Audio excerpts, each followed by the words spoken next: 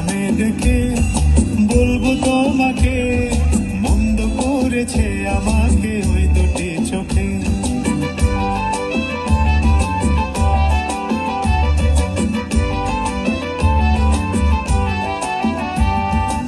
আমি যে মাতাল হাওয়ারি মতো হয়ে যেতে যেতে পায়ে পায়ে গেছি জড়িয়ে।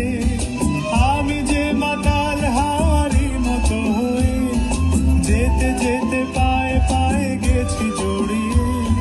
কি করি ভেবে যে মরি বলবে কি লোকে, মন্দ করেছে আমাকে